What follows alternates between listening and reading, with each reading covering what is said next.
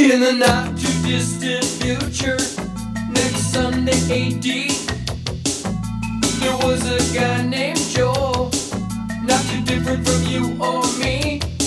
Hello, I'm Faith, and welcome to Faith's Take, where I talk about anything and everything that I find interesting. And welcome to my review of MST3K, episode 104, Women of the Prehistoric Planet. An interesting thing about this episode is that, while it was the fourth episode aired on television, it was actually the last episode of the season 1 that was produced. So you can tell a major difference between this episode and the previous three in terms of the performances and the episode structure. So let's dive right in and take a look. The first major evolution in this episode is that we actually have an opening before our invention exchange this time, and we also get the first quote-unquote appearance of Magic Voice. We open with Joel and the bots having redecorated the bridge, so if Joel ever gets back to Earth, he can host a talk show. That's random, but after commercial sign, we jump back in for the invention exchange. The Mads have quite the odd idea for a fast food joint, which results in the series' first ever song. Joel then proves that they must have spent all their time coming up with that song in the writer's room since his invention is extraordinarily lackluster. 30 seconds to commercial Hi everybody, time. welcome to the Satellite of Love. I'm Joel. As you can see, I've redecorated the Satellite of Love, so if I ever do make it off this satellite and get back to Earth, I can do a talk show panel. Hey sirs, what's up? Our income if this new gig works out. Yes, Larry and I have developed a new chain of fast food restaurants with very low overhead because we don't cook our food. Clay and Lair's Flesh Barn. Make with the lyrics, Larry. If you're tired of the same old fare, you got a friend in Clay and Lair. All our meat is guaranteed rare because we don't cook it. It's Clay and Lair's Flesh Barn. 15 locations to serve you, now in Altoona. Because I was just got kind of bored in the bathroom and I made this. It built a roll of toilet paper in a 2-liter bottle. Well, your film this week, Joel, is a little number called Women of the Prehistoric Planet. There's really no reason for it. It just is what it is. In the theater, we start our feature presentation, Women of the Prehistoric Planet. We open the way all cliché sci-fi films do, seeing an oddly shaped spacecraft flying around the galaxy which almost always looks less impressive than the director clearly thought it did. We cut inside the ship to see the brightly colored deck filled with a human crew that are all so bland that they're practically indistinguishable from each other. The team is part of a fleet of ships that has been on a mission for several months to rescue members of an alien race called the Centaurians from their own decimated planet. However, thanks to the weird way time and space works, they've been away for almost 30 years back home. Unfortunately, on the way back to their home base, they can't seem to get through to one of the other ships on their space radio. Pigs in space! We continue homeward bound, without incident. Talking to ourselves. Amanda, you've been saying that for the past 6 months. That's the biggest pop-o-matic bubble I think I've ever seen. Might as well be a year. That's how long it seems since we left Centaurus. Thanks for the exposition. Excuse me, Doc. That 1 month and 12 days Commander Scott just mentioned, is that our time here in space or time at home? You're new here, aren't you, Elvis? Imagine what would happen if a married guy came home after 5 years and found his wife was an old woman. Oh, I don't even want to think about that. Distress signal from Cosmos 3. You have your coordinates, Mr. Scott. Try to get an accurate fix on their position. I'll work on getting these chicks hatched. Communications. Sergeant, reduce speed 1/8. And try to pretend that meant something. Oh, sounds so. Don't tell me he's thinking of turning back. He's thinking of turning back. What would you do? Turn There back. are 20 people. The unresponsive ship, the Cosmos 3, has been hijacked by the Centaurian passengers, and thanks to them losing control of the ship, they have to land on the nearest planet as the gravitational pull drags them in. In the meantime, the first ship, the Cosmos 1, continues to try to get through to them. They end up contacting their base for permission to go and find the lost ship, which they somehow know crashed on that planet. After being turned down by their superiors, the leader, Admiral King, decides that they're going to go ahead anyway, even though it's an almost surefire conclusion that everyone aboard the Cosmos 3 would have died, and they're now risking the lives of everyone on their own spaceship. We then cut to the titular prehistoric planet, where we see the Cosmos 3 gang in terrible shape. A shrill and extremely unlikable woman whines at her crewmates and one of the non-rebellious Centaurians, while they fruitlessly try to reassure her that the others will come back for them. Gang, you've got to listen to me. Both of you. Put away those guns. It'll soon be too late. No. No way, old man. What does it mean, Captain? No use. It means that we're doomed to crash into that planet unless I can regain control of the maneuvering room. Not again! And that playground ball's a threat, too. Filmed on location in Tommy Ronick's front yard. What do you suppose happened to them, Admiral? They probably crashed in Tommy's front yard. Any reply from command headquarters? Nothing yet, Admiral. Keep me informed. Well, that's not going to be easy. You're kind of a mutton head. Communicate from headquarters, Admiral. Looks like your agent's not going to get you out of this one. No other communications can be established. It must be assumed that Cosmos 3 has crashed, killing all crew members and passengers. He's right. We'll stop here for the night. At least it's dry ground. Yeah, rest here. Maybe we can find your scalp. I wish I were a doctor. I wish I were a pixie, but let's get real. Command headquarters will never let him turn back. We're too annoying for anyone to consider picking us up. It's over. I know, Admiral. You're a good man, Charles. Brown. You have faith. In our first mid-movie host segment, Joel and the bots are playing This Is Your Life before being interrupted by a satellite that's about to crash into them. Joel takes control of the SOL's exo-pinchers and brings it onto the bridge. The satellite turns out to be a doomsday machine, which Joel, in his terrible idea to bring the mysterious craft inside, accidentally switched to self-destruct mode, which will go off by the end of the experiment. While this scene isn't especially funny, it does give us Mike's first of what will be many cameos in the series as the machine's voice. Do you remember this voice? There's an unidentified satellite straying into our orbital path. Well, there's a big satellite out there, and we're going to collide with it. What? Oh, Cambot, give me an exterior of the ship, quick! Jeepers! All right, little death satellite. Jolie's got the exo pinchers on, and he's nobody's sweetheart. Do you have to bring everything you find in space into the living room? Sure looks like a doomsday device, all right. Joel, are we up a creek here? I'd say we have roughly an hour to disarm this thing. Correction. You have an hour and 37 minutes to disarm, and yes, you are up the creek. While camping in apparent swampland, not the brightest for astronauts, are they? The crew and passengers of the crashed ship sleep except for a Centaurian named Zinda, who sees someone moving in the brush. She wakes one of the crew members named Charles up, and it turns out that it's her brother who rebelled and got them stuck there in the first place. After a tussle between human and Centaurian, Zinda grabs Charles' gun and shoots her own brother to keep him from murdering Charles. We then see that the other ship has finally arrived on the unexplored planet. One of the passengers warns them something that these scientists should have already realized, which is that the other Centaurians might not be as willing to adapt to an entirely new society after theirs was destroyed, and because of that, if any of the Cosmos 3 passengers did survive, they may not want to come back at all. That was no boating accident. I'm sorry I had to kill you, Dave, but you understand I couldn't let you live. You see, you knew too much. You'd think in the future they'd be able to get hip waders. Oh, very sneaky. What are you trying to do? Someone is out there. Who could be out there? Huh? Don't just do something. Stand there.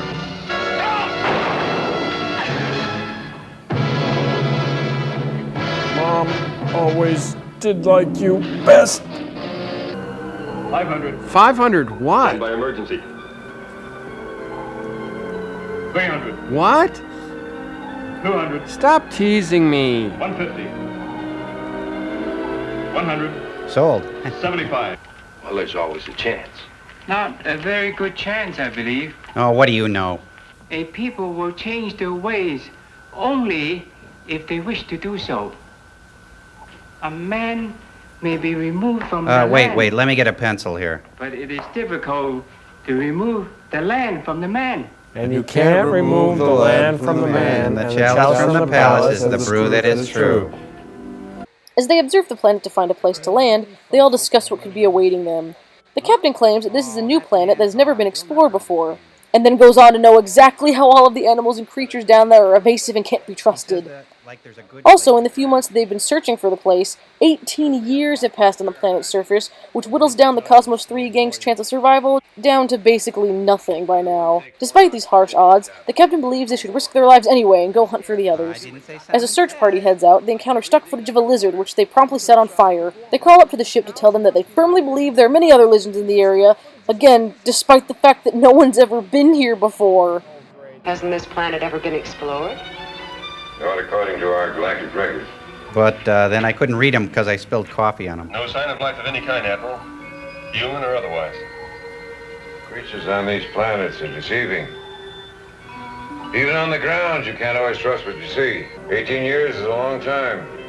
And they couldn't have picked a worse place to crash. He says that like there's a good place to crash. All right, let's take a break. Go easy on the water. It eliminates rest stops. Well, this planet is not too unlike Centauria. Aside from the fact that it's completely different. Perhaps. Say, Doc. Do you think I'll be off first?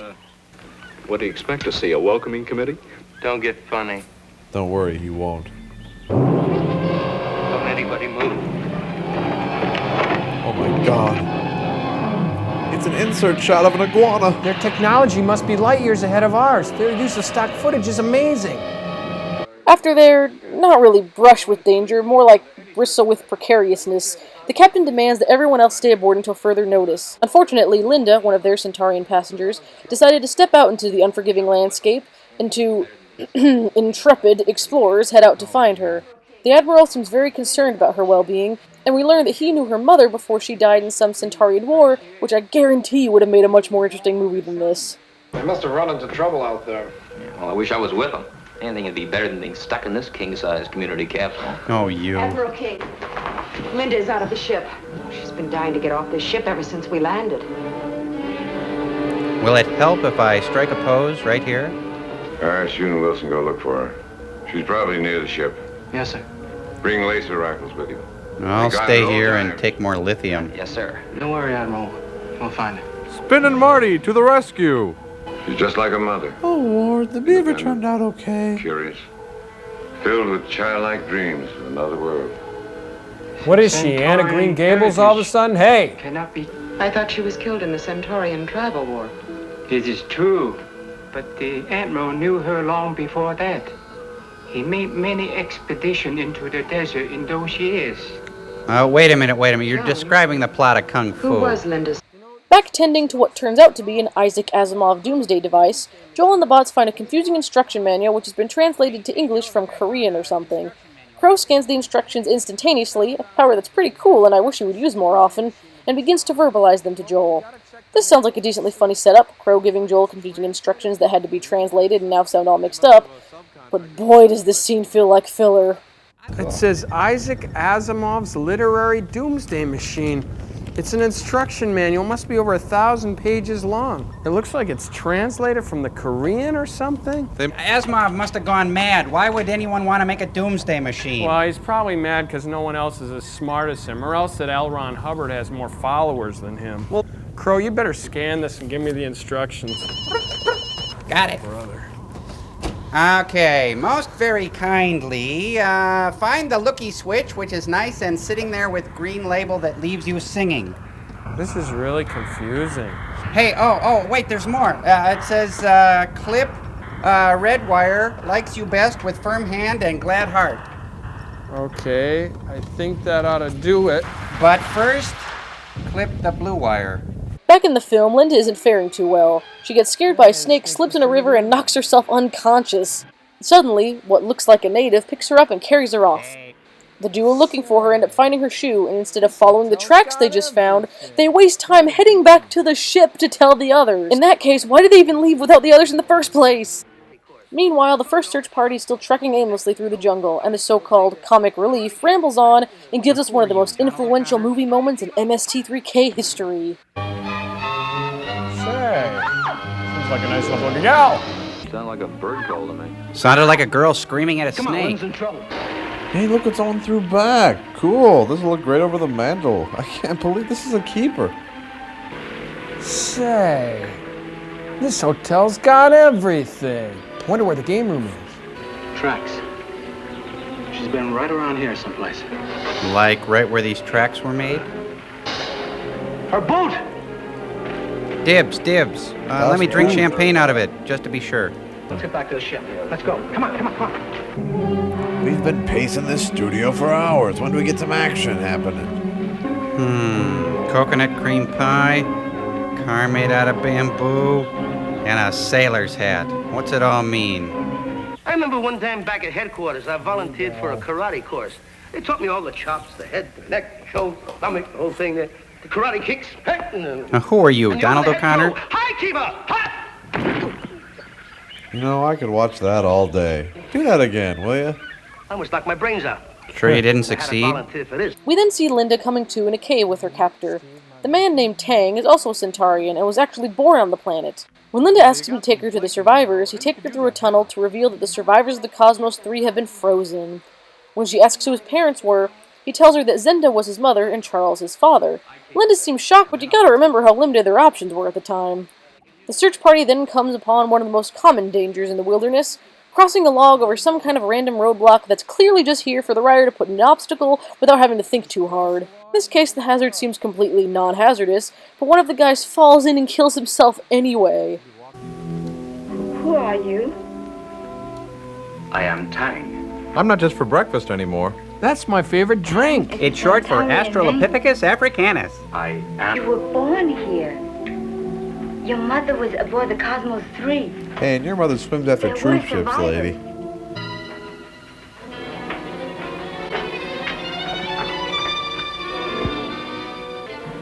It is That's Zenda. cold.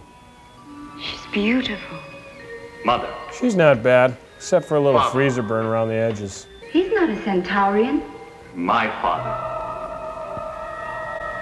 Well, they're no bowling trophy. What a spot for a steam bath.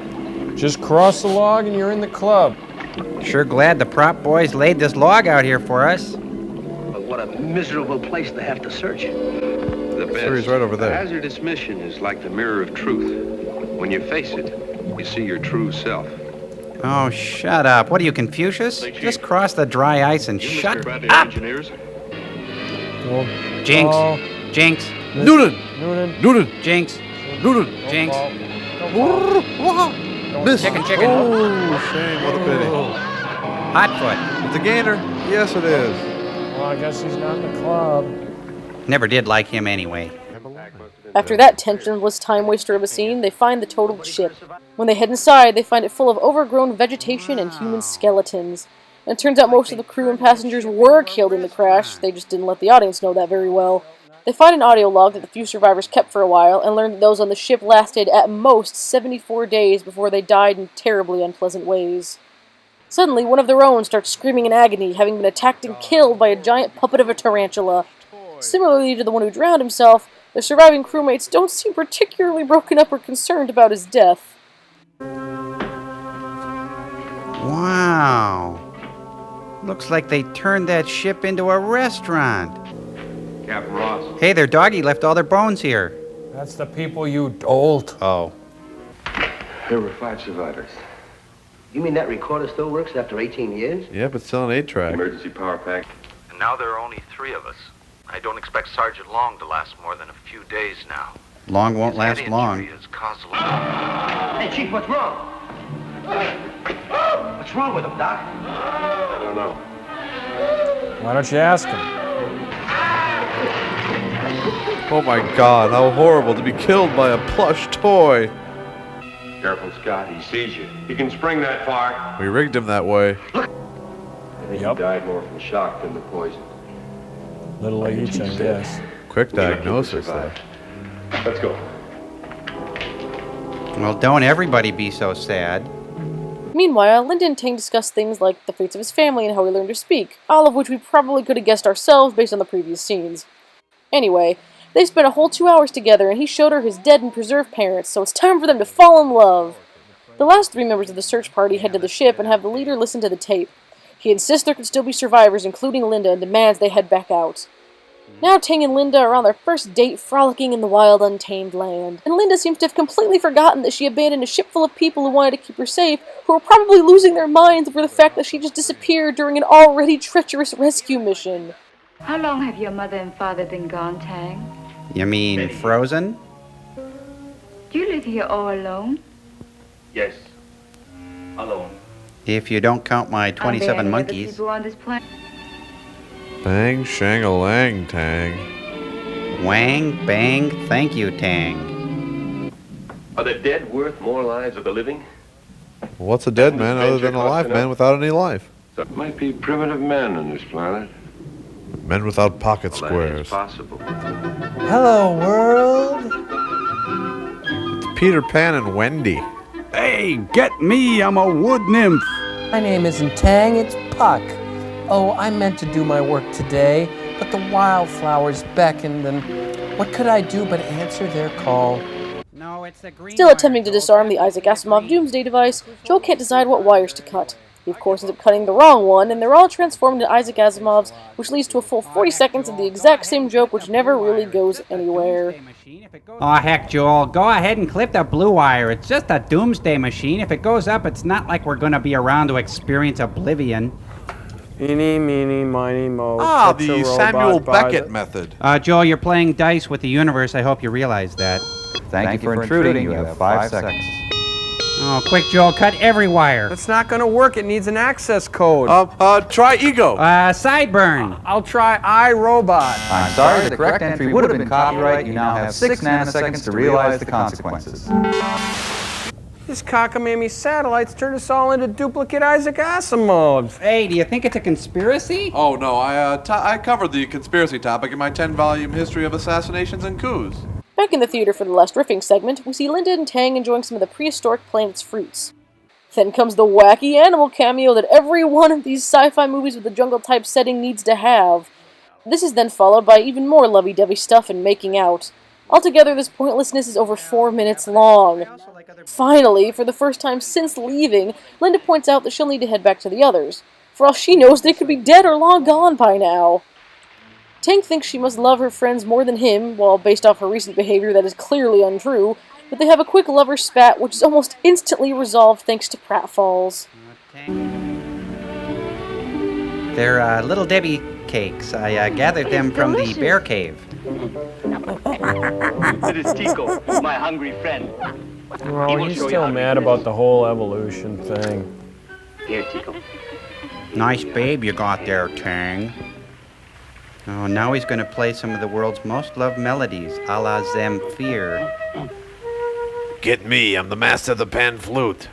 Lento, like Tang? Well, yeah, but I also like other beverages like High C. I will have to return to my friends on the ship. They will be worried for me. You like friends on ship more than Tang? Yeah, I guess I do. Why? I love you. Come on, help me with the present. No. Tang's going to take a powder. Wait, Tang is a powder. Hey, get out of the acid bath. After even more sappiness that I care nothing about, the pair eventually heads back and finds the ship. Before they can let the others know Linda's okay, though, they get attacked by more cavemen who seem even more primitive than Tang. He tries to fight them off and has Linda head for safety when the search party finally finds them. They start shooting at the attackers, but they think Tang is one of them, and they shoot him in the arm. While Linda freaks out, instead of attempting to verbally calm her down and figure out what's going on, they immediately tranquilize her and carry her back to the ship as Tang heads back the way they came.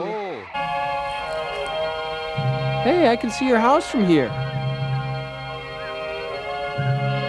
So Yeah. beautiful here. And it's not even real. Taurus was once like... It's the monkeys. Get out of there. Scamper. Cheese it. They're too busy spearing to put anybody down. It's Taekwondo.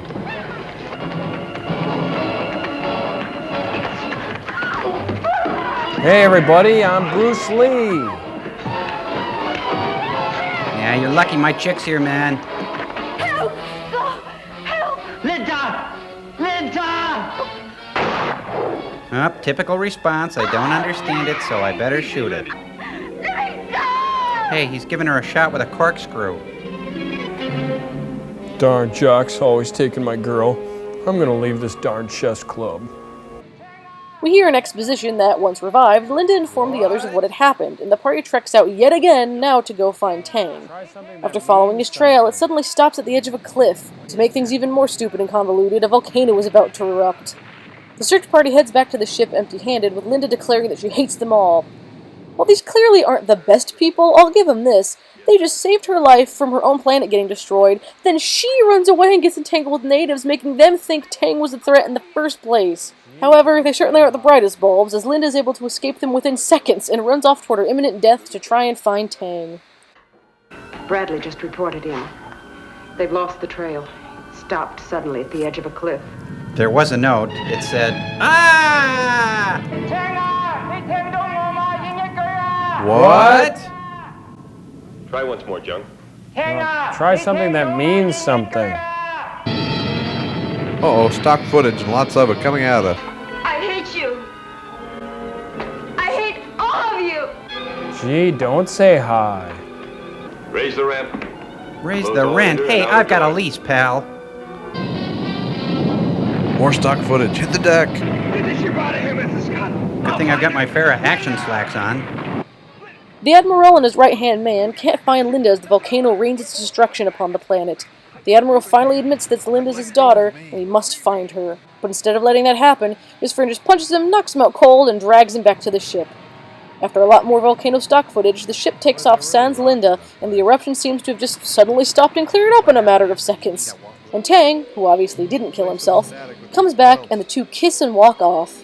The crew can suddenly track them, meaning all the search party scenes were nothing but padding, but the Admiral tells them to take off anyway. He knows they'll be happier on this planet. Okay, fine, maybe they will, but he still doesn't want to go back and say goodbye to his own daughter. The rest of the crew are even more worried about her than he is. But either way, the group heads off, and it's revealed that this planet is prehistoric Earth, which means, yes, we all have descended from Linda and Tang. I have to find her. Don't you understand? She's my responsibility. She's all I have. Linda's my daughter. Uh-oh. Linda! Jeez, talk about Deus Ex Machina. Hey, look out! The styrofoam is on fire! Well, this is great. I feel like E.T. I'm back. Remember when we were dating and we met right here at this pool of filth?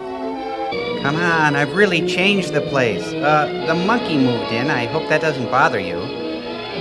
Hold it, Scott. They're alive, Admiral. Linda and the boy, look. Let's get about going home.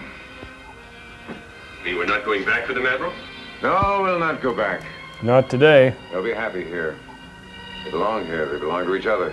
Who are you, Chuck Woolery? Together, they'll create a world of their own. I'm feeling loud, proud, and brassy. People from there. We designated planet Earth. Earth? Oh, come on. Who made you God? Oh, man evolved from Tang, right. We better get out of here. That means We better my go. great-great-grandmother was really, really hot. Was she? We gotta go figure out a way to change You ever ourselves pick her? back. And to close us out, Joel and the bots realize the effects of the Doomsday device were completely inconsequential, and they read a couple of letters. However, the scene does have the most interesting and amusing bit in the episode with Servo losing his head. But I think it's pretty telling that the best part of the episode is a mistake. But here's where things get really confusing. This episode was shot last, but there are letters here that reference some of the upcoming Season 1 episodes, meaning it would have had to be aired last as well. So I have no clue how this was made last in the season and premiered last in the season, but is still considered fourth in production order. Hey, you know what? These Isaac Asimov's sideburns come off. They're just taped on. They're phony. Oh, that's what it means to be Isaac Asimov, I guess. Yeah, but he probably already thought of that. Come on, you guys. It's time to read some letters here. Okay, Cambot, let's, oops, you lost your head. Oops. That was my skull. Oh, that's too bad. That's okay. All right. Here we go. I'll get Cambot, it. put this up. Dear Sir or Bot, one lonely, depressing Saturday night, I happened to switch to channel 49 and found MST3000. It was love at first laugh. I was instantly hooked. Now my life has meaning. That's pretty sad, really. Guys, I'm sorry, but I have absolutely no clue why this is the most beloved episode of the first season. This was just as boring as any of the others we've seen. The riffing was still incredibly weak, and this is on almost demon dog levels of boring and unfunny host segments.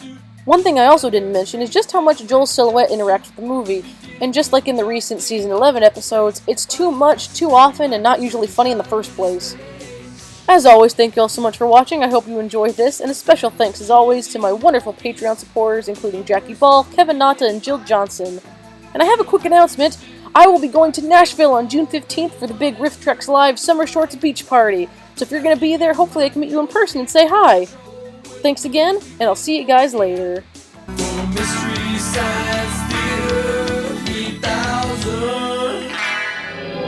Why is this called Planet of the Prehistoric Women, though? It makes no sense.